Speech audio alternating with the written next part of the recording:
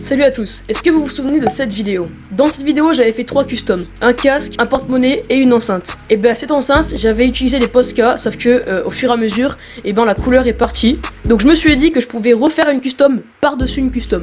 Du coup à l'heure où je vous parle, j'ai fait quasiment la moitié de la custom, mais je fais quand même les montages, en espérant que du coup le résultat soit mieux que la dernière fois. Sur ce, c'est parti.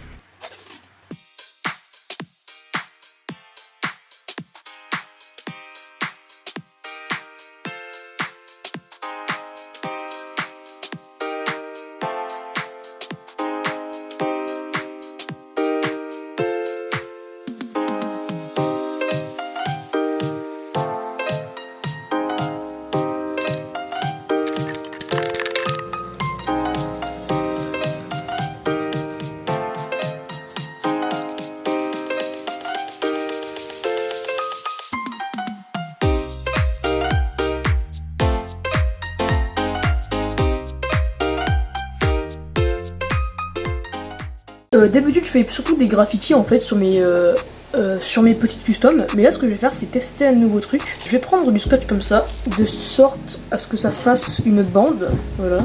Vous allez très vite comprendre le concept, hein. Là, voilà, nickel. Du coup je vais prendre de la peinture et je vais dessiner par-dessus. On va prendre un petit pinceau comme celui-ci, de type Faber-Castell, c'est faux. C'est un pinceau Gucci, c'est encore faux bien évidemment.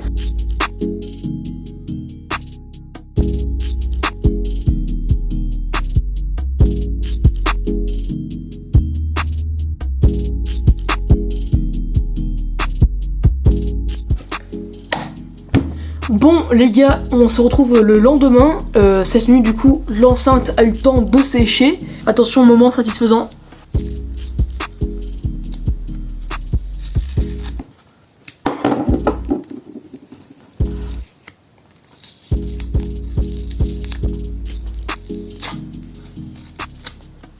Bon les amis, c'est un petit fail. Bon, c'est pas dégueulasse non plus, mais bon, c'est pas comme ça que je m'y attendais. Moi je voyais plus un truc du coup plus uniforme. Comme vous pouvez voir là, la couleur n'est pas du tout uniforme. Donc ce qu'on va faire, c'est que du coup déjà je retiens le fait qu'on peut pas faire une couleur uniforme sur des bombes à tag. Mais par contre on peut faire des bombes à tag sur des bombes à tag. Je vais remettre de la bombe bleue par dessus. Et ensuite je vais mettre du scotch et faire les traits. Donc voilà.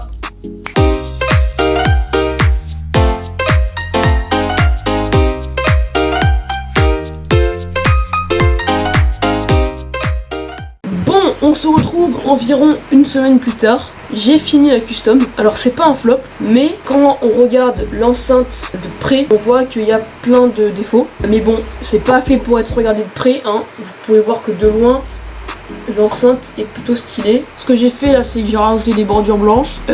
J'ai mis en valeur le logo en noir, voilà. Et j'ai repassé en noir le logo, enfin, là où le son il sort. Et ensuite avec du Posca comme ça, j'ai réglé les petites imperfections qu'il y avait, mais bon il en reste pas mal. Donc voilà, il y a les petits boutons au dessus. Et elle marche très bien l'enceinte, hein. Tous les jours je m'en sers. Il n'y a aucun problème là-dessus. Je vous montre. Voilà, on peut voir qu'il n'y a pas de couleur à l'intérieur, il n'y a rien qui a changé. Donc voilà, la vidéo est finie, j'espère qu'elle vous aura plu. Si c'est le cas, vous savez quoi faire, like, commentaire, abonnement, toi-même tu sais. Et sur ce, on se retrouve pour une prochaine vidéo.